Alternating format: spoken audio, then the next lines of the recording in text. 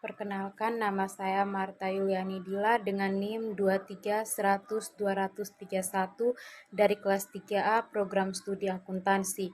Di sini saya akan menjelaskan rangkuman materi mengenai budaya lahan kering kepulauan dan pariwisata. Yang pertama yaitu budaya masyarakat lahan kering.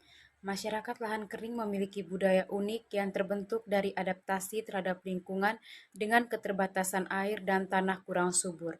Mereka mengembangkan kearifan lokal seperti pemanenan air hujan, pola tanam bergilir, dan pemanfaatan tanaman lahan kering seperti jagung dan sorghum.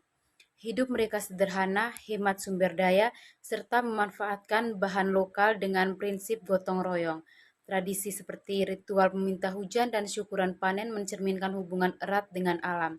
Rumah dirancang tahan cuaca ekstrim menggunakan bahan lokal, sementara sistem irigasi sederhana menjadi kunci infrastruktur. Di Nusa Tenggara Timur, tradisi seperti delo dan budidaya jagung sebagai makanan pokok mencerminkan harmoni manusia dan alam serta ketangguhan menghadapi tantangan. Yang kedua yaitu potensi dan permasalahan pembangunan pertanian lahan kering. Provinsi Nusa Tenggara Timur memiliki potensi besar dalam pengembangan pertanian lahan kering dengan tanaman seperti jagung, sorghum, dan umbi-umbian, serta peternakan yang cocok untuk ekosistem savana. Namun permasalahan seperti curah hujan rendah, kualitas tanah yang kurang subur, minimnya irigasi, dan rendahnya adopsi teknologi menjadi tantangan utama. Untuk mengatasinya, diperlukan teknologi seperti irigasi tetes, varietas unggul tahan kekeringan, pengelolaan air hujan, dan mekanisme pertanian. Dukungan teknologi informasi juga penting untuk meningkatkan efisiensi dan produktivitas. Dengan inovasi ini, NTT berpeluang mengembangkan pertanian lahan kering yang berkelanjutan dan produktivitas. Yang ketiga adalah sistem usaha tani dan penerapan sistem usaha tani terpadu berkelanjutan di lahan kering. Sistem usaha tani di lahan kering memanfaatkan kombinasi tanaman tahan kekeringan, peternakan, dan agroforestry untuk mengoptimalkan sumber daya yang terbatas. Pola tanam bergilir dan rotasi lahan diterapkan guna menjaga kesuburan tanah.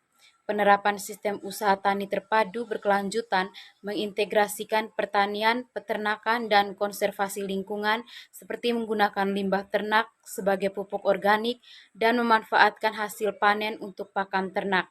Teknologi seperti irigasi air, pengelolaan air hujan, dan tanaman penutup tanah mendukung produktivitas sekaligus menjaga keberlanjutan ekosistem lahan kering. Pendekatan ini meningkatkan efisiensi, produktivitas, dan ketahanan lingkungan. Yang keempat yaitu sejarah peternakan di NTT. Peternakan di NTT telah menjadi bagian penting dari kehidupan masyarakat sejak dahulu, terutama untuk kebutuhan pangan, adat, dan simbol status sosial. Hewan seperti sapi, kerbau, kambing, dan kuda dikelola secara tradisional melalui pengembalaan di padang savana.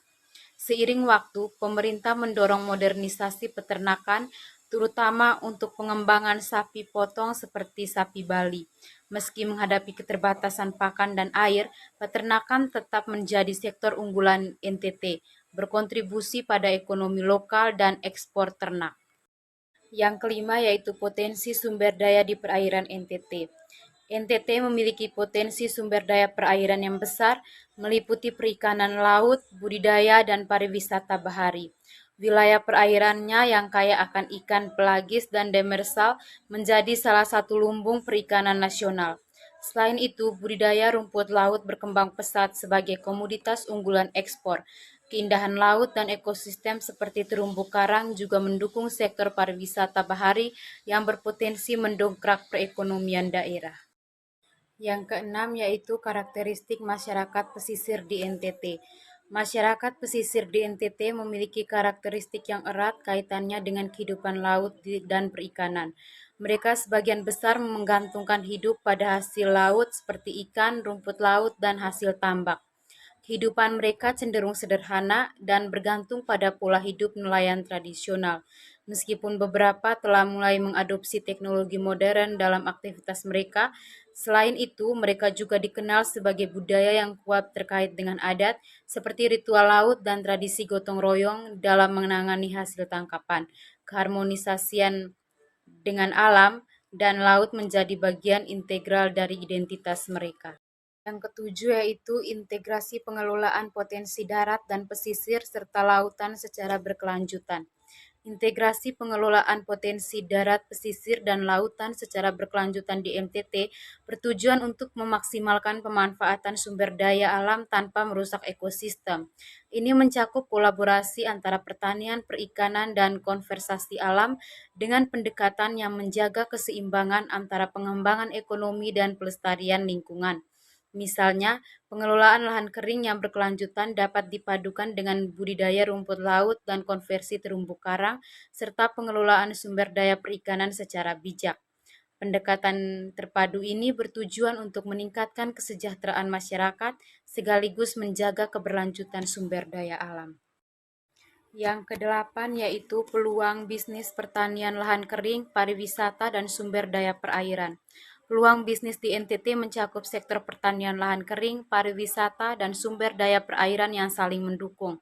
Di bidang pertanian terdapat peluang pengembangan tanaman tahan kekeringan seperti jagung, sorghum, dan umbi-umbian, serta peternakan yang dapat meningkatkan ketahanan pangan. Sektor pariwisata berpotensi berkembang dengan keindahan alam, budaya lokal, dan ekosistem laut seperti terumbu karang dan wisata bahari. Sumber daya perairan, khususnya perikanan dan budidaya rumput laut, menawarkan peluang ekspor dan peningkatan ekonomi lokal. Kombinasi ketiga sektor ini dapat mendukung pembangunan berkelanjutan dan meningkatkan kesejahteraan masyarakat. Yang kesembilan yaitu pariwisata selayang pandang. Pariwisata di NTT memiliki potensi besar dengan keindahan alam, kekayaan budaya, dan keunikan ekosistem laut. Destinasi wisata utama seperti Labuan Bajo, Pulau Komodo, dan Danau Kelimutu menarik wisatawan lokal dan internasional. Selain itu, wisata budaya dan tradisional seperti festival adat dan kehidupan masyarakat lokal semakin populer. Pariwisata di NTT tidak hanya memberikan kontribusi ekonomi, tetapi juga menjadi sarana untuk melestarikan budaya dan alam. Dengan pengelolaan yang baik, sektor ini dapat menjadi pilar utama pembangunan daerah secara berkelanjutan. Yang ke-10 yaitu siapa wisatawan itu. Wisatawan adalah individu yang melakukan perjalanan ke suatu tempat yang berbeda dari tempat tinggalnya, baik untuk tujuan rekreasi, budaya bisnis, atau edukasi. Mereka dapat berasal dari dalam negeri atau wisatawan domestik maupun luar negeri atau wisatawan mancanegara. Wisatawan biasanya mencari pengalaman baru, menikmati keindahan alam, budaya lokal, atau menjelajahi destinasi unik. Sektor pariwisata bergantung pada peran mereka dalam mendukung ekonomi lokal dan melalui pengeluaran untuk akomodasi, transportasi, makanan, dan atraksi wisata. Yang ke-11 yaitu produk pariwisata di NTT. Produk pariwisata di NTT meliputi keindahan alam, budaya, dan ekosistem laut yang khas. Destinasi utama seperti Taman Nasional Komodo, Pulau Flores, dan Danau Kelimutu menawarkan pengalaman alam yang luar biasa. Wisata budaya yang menjadi daya tarik dengan festival adat, rumah tradisional, dan kehidupan masyarakat lokal yang unik. Selain itu, wisata bahari seperti diving, snorkeling, dan wisata pesisir juga populer, berkat kekayaan terumbu karang dan kehidupan bawah laut yang luar biasa. Produk pariwisata NTT menggabungkan keindahan alam dan kearifan lokal, menjadikannya tujuan yang menarik bagi wisatawan domestik maupun mancanegara. Yang ke-12 yaitu promosi pariwisata di NTT. Promosi pariwisata di NTT dilakukan melalui berbagai saluran seperti media sosial, website pariwisata, serta kolaborasi dengan agen perjalanan dan media internasional. Fokus promosi mencakup keindahan alam, kekayaan budaya, dan keberagaman ekosistem laut yang dimiliki NTT, seperti Taman Nasional Komodo dan destinasi wisata bahari lainnya. Selain itu, event budaya dan festival lokal juga dimanfaatkan sebagai ajang promosi, memperkenalkan tradisi dan atraksi khas NTT kepada wisatawan. Upaya promosi yang efektif dapat menarik lebih banyak wisatawan dan meningkatkan perekonomian daerah secara berkelanjutan. Sekian penjelasan dari saya, terima kasih.